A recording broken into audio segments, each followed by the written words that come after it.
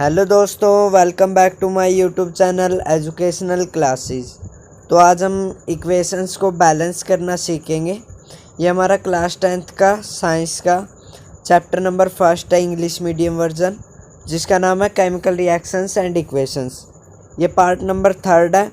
तो हमने पहले पार्ट और सेकंड पार्ट के अंदर सीखा था कि भी इक्वेशंस, केमिकल इक्वेशंस क्या होती हैं, केमिकल रिएक्शंस क्या होती हैं, फिजिकल चेंज क्या होता है और केमिकल चेंज क्या होता है। ठीक है, तो और इसे किस तरह से रिप्रेजेंट किया जाता है। तो आज के हम इस थर्ड पार्ट में सीखेंगे कि जो हमारी केमिकल इक्वेशंस होती हैं भी, अब हमने उन्हें लिखना सीख लिया है, रिप्रेजेंट करना सीख लिया है भी, सिंबॉलिक फॉर्म में उसे कैसे रिप्रेजेंट किया जाता है। पर अब हम देखेंगे कि अगर कोई इक्वेशन स्केलेटल इक्वेशन है, मतलब स्केलेटन केमिकल इक्वेशन जो हमने पीछे पढ़ी थी भी, अगर कोई भी इक्वेशन अनबैलेंस है, उसके एटम और मास सेम नहीं है, तो वो अनबैलेंस्ड है, तो उसे हम स्केलेटल केमिकल इक्वेशंस कहते हैं। ठीक है, तो उनको अब हम बैलेंस कैसे करेंगे। ठीक है, तो चलिए आइए देखते हैं। बहुत ही आसान चैप्टर है, बहुत ही ईजी है ये यहाँ से। तो देखिए, लाइन टू लाइन करवाऊँगा। स्टेप 1 हमारा, to balance a chemical equation first draw box around its formula. ठीक है, तो जो हम केमिकल इक्वेशंस को बैलेंस करेंगे तो सबसे पहले उनके चारों ओर बॉक्सेस बनाएंगे। ठीक है, जैसे यहाँ पे बना दिए मैंने, तो इस तरह से चारों ओर इसके बॉक्सेस बनाएंगे। क्लियर है। फिर बॉक्सेस बनाने के बाद do not change any inside the boxes while balancing the equation. भी अब ये कह रहा है कि बॉक्सेस बनाने के बाद इनके अंदर कोई भी चेंज नहीं होगा। ठीक है ना, बस इसके बार बार बॉक्स बनाएंगे, इसके अंदर कोई भी चेंज नहीं होगा। ठीक है, जो हमारी केमिकल इक्वेशन है वो वैसी की वैसी रहेगी। तो अब हमने बॉक्सेस बना लिए हैं। अब हमारा सेकंड स्टेप क्या होगा। Step number 2, list the number of atom different element present in the unbalance equation. तो अब हमें क्या करना है, जो हमारे नंबर ऑफ एटम्स, जो हमारे नंबर ऑफ केमिकल्स हैं या फिर सिंबल ऑफ केमिकल्स हैं, वो एक साइड लिखने हैं जो हमारे एलिमेंट है। ठीक है, अभी कौन क्या क्या है, हाइड्रोजन क्या है, मतलब कौन कौन सी गैस, लिक्विड या फिर एलिमेंट्स प्रेजेंट है उसके अंदर। ठीक है, और फिर राइट LHS लिखना है भी, मतलब लेफ्ट हैंड साइड में कितने एटम्स हैं।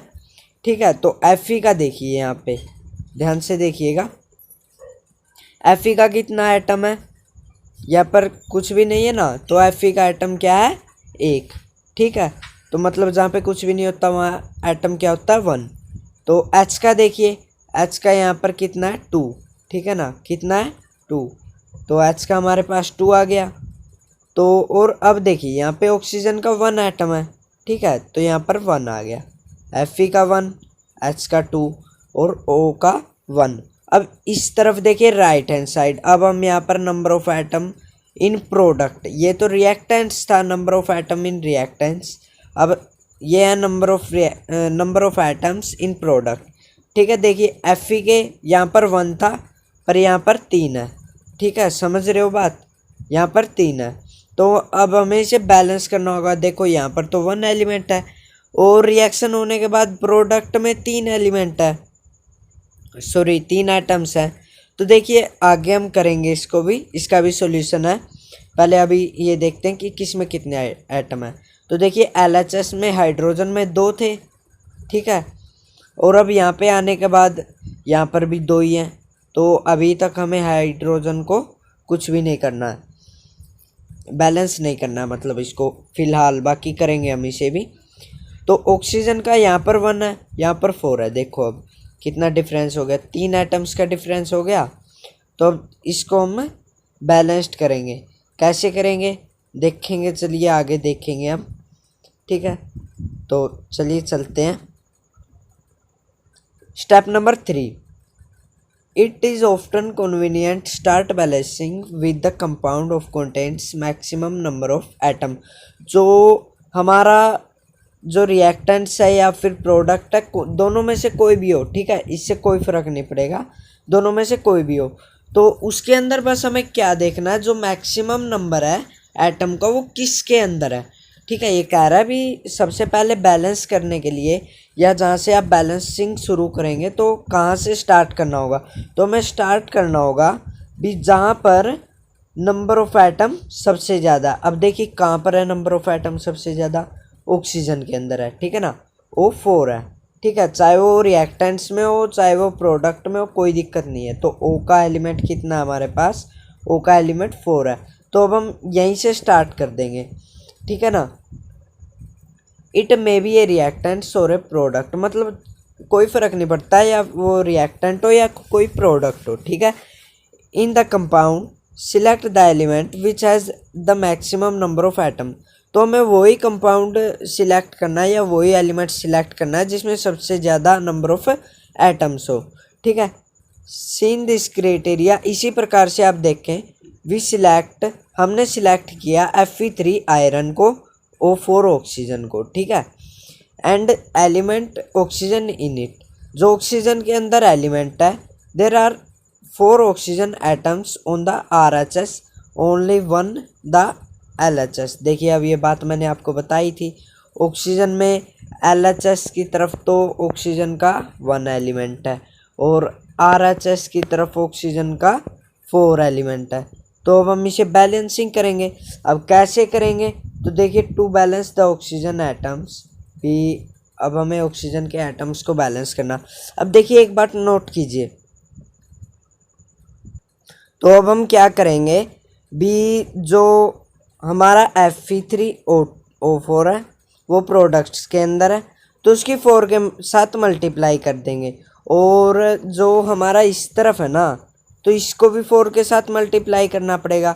अब देखिए 4 के साथ मल्टीप्लाई करने के बाद हमारा O तो बैलेंस हो जाएगा, O4 आ जाएगा, पर हमारा जो H2 है ना वो उसकी पावर तो 8 आ जाएगी भाई। देखो 4 into 2 is equal to 8, 4 into 2 is equal to 8, तो हमारी हाइड्रोजन की पावर तो 8 आ जाएगी। तो अब ये अनबैलेंस्ड हो गया, ठीक है। तो अब हम इसको आगे करेंगे, देखिए कैसे करेंगे, बहुत ही ईजी वे है। तो सबसे पहले हमें सबसे बड़ा उठाना होता है, हमने ऊपर पढ़ा था। तो अब हम क्या करेंगे, इसकी 4 के साथ इंटू कर देंगे, 4 के साथ इंटू होने के बाद यहाँ पर हमारा O4 आ जाएगा, तो ये बैलेंस हो जाएगा। तो हमारा ऑक्सीजन तो बैलेंस हो गया, पर अब H2 का यहाँ पर 2 ही एटम है और यहाँ पर 8 एटम हो गए, ठीक है ना। तो देखिए अब हम इसको करेंगे, कैसे करेंगे, लाइन टू लाइन करेंगे हम इसको। To equalise the number of atom, जो नंबर ऑफ एटम है उसको इक्वल करने के लिए it must be remember that we cannot alter the formulae of the compounds और element involve in the reaction. तो आपको ये ध्यान रखना होगा, जो फॉर्मूलों के अंदर हमारे कंपाउंड और एलिमेंट हैं, ठीक है ना, तो उन्हें हमें बैलेंस करना होगा, वो रिएक्शन के अंदर इन्वॉल्व हैं, तो अब हमें उन्हें बैलेंस करना है। तो कैसे करेंगे, फॉर एग्जांपल बता रहा है ये, to balance oxygen atom can we put coefficient S4 H2O4 H2O4 now partially balanced equation becomes. तो देखिए अब ये क्या कह रहा है भाई, अगर किसी भी इक्वेशन को हमें बैलेंस करना है ना तो हम उसमें एडिंग कर सकते हैं, सॉरी मल्टीप्लिकेशन कर सकते हैं, जो उससे ज़्यादा नंबर ऑफ एटम होगा उससे ज़्यादा।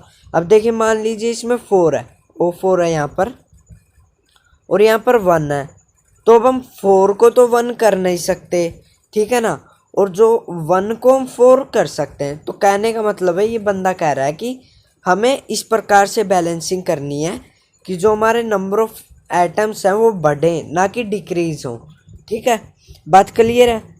तो उसी प्रकार से हमें बैलेंस इक्वेशन करनी पड़ेगी और ऐसे ही हमारी बैलेंस इक्वेशन आएगी। तो यहाँ पर हमने 1 इंटू 4 हाइड्रोजन की 4 से करी तो क्या आ गया 4H2O, और यहाँ पर हमारा Fe3O4 था ही, तो ऑक्सीजन के भी 4 एटम हो गए और हाइड्रोजन 4H2 हो गया, ठीक है ना, क्लियर है। हाइड्रोजन हमारा 4H2 बच जाएगा और O4 ऑक्सीजन के हमारे 4 एटम हो जाएंगे, क्लियर है यहाँ तक। अब देखिए नेक्स्ट स्टेप भी बंदा क्या कह रहा है, ध्यान से समझिएगा, बहुत ही अच्छा टॉपिक है भाई ये, अगर आपने कर लिया ना तो ये बहुत ज़िंदगी भर ही काम आएगा मेरे हिसाब से, ठीक है। तो स्टेप नंबर 4 था अपना भी Fe जो हमारा आयरन है, ठीक है ना, Fe क्या है, आयरन का सिंबल क्या होता है Fe। तो हमारा जो आयरन है और H एटम है जो हाइड्रोजन है आर स्टिल नॉट बैलेंस। अब देखिए हमारा हाइड्रोजन रह गया, हाइड्रोजन बैलेंस नहीं हुआ और ये नहीं हुआ क्योंकि यहाँ पर 8 एलिमेंट हो गए और यहाँ पर 2 एलिमेंट है। तो अब हम क्या करेंगे भाई, देखना अब ध्यान से।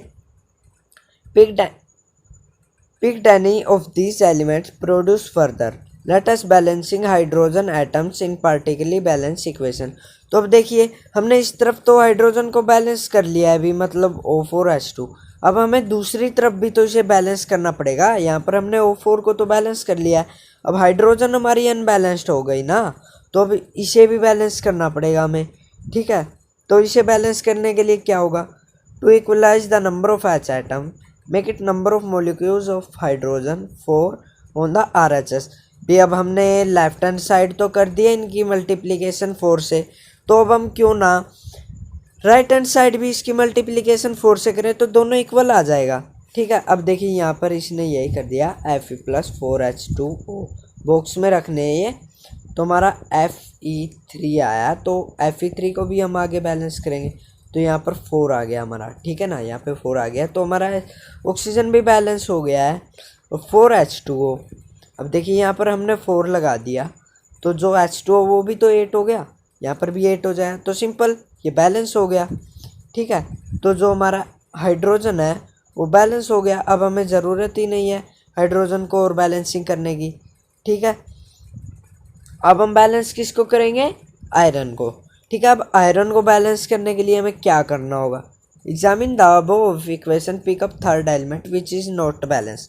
अब देखिए ये बैलेंस हो गया हमारा, ये बैलेंस हो गया, ये बैलेंस हो गया, और जो हमारा ये एलिमेंट है ना, थर्ड एलिमेंट है, ये तो बैलेंस नहीं हुआ। देखिए ऑक्सीजन बैलेंस हो गया, ऑक्सीजन बैलेंस हो गया, हाइड्रोजन बैलेंस हो गया, हाइड्रोजन बैलेंस हो गया, पर अब जो हमारा Fe है आयरन, ये तो बैलेंस नहीं हुआ भाई। अब इसके लिए हमें क्या करना होगा, अब इसके लिए हम क्या करेंगे, यहाँ पर Fe का ओनली 1 एलिमेंट था, ठीक है ना, Fe का ओनली 1 एलिमेंट था, और यहाँ पर Fe3O4 है, तो यहाँ पर Fe के कितने एलिमेंट है, 3, ठीक है। तो अब हम बेसिकली क्या करेंगे, जो हमारा Fe है इसको हम 3 के साथ इंटू कर देंगे, 3 इंटू Fe बॉक्स में रखना है ब्रो, सॉरी बॉक्स में रखना है, इसे ध्यान से करना है, इसको बॉक्स में रखकर, बॉक्स लगाना बहुत ही इम्पोर्टेंट है, इससे एग्जामिनर को समझ में भी आएगा कि आपने कैसे किया है। तो अब हमने 3 के साथ इसकी इंटू कर दी, तो हमारा हो गया 3Fe। देखिए इक्वेशन यहाँ पर बैलेंस हो गई, तो हमारा यहाँ तक तो कंप्लीट हो गया, ठीक है। फाइनली अब हम इसे चेक कर लेंगे कि हमारी जो ये इक्वेशन है ये बैलेंस है या नहीं है, ठीक है ना। अब हम इसे चेक करेंगे, काउंट ऑफ एटम 3 यहाँ पर है, 4 यहाँ पर है, 4 यहाँ पर है, 3 यहाँ पर है, 3 यहाँ पर है, ठीक है ना, 4H2 यहाँ पर है, 4H2 यहाँ पर है, O4 यहाँ पर है, O4 ही यहाँ पर है, तो हमारी इक्वेशन इज बैलेंस्ड, ठीक है। जो हमारी इक्वेशन है वो बैलेंस्ड हो गई है, ओके, इज दैट क्लियर।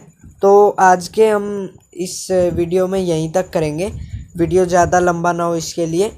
अब पार्ट 4 के अंदर हम 5th और 6th स्टेप करेंगे ताकि आपको ज़्यादा दिक्कत ना हो, सॉरी 7th स्टेप करेंगे, लास्ट स्टेप, ठीक है ना, तो ताकि आपको ज़्यादा दिक्कत ना हो। उसके साथ साथ हम combination, decomposition, reaction, type of reactions भी करेंगे।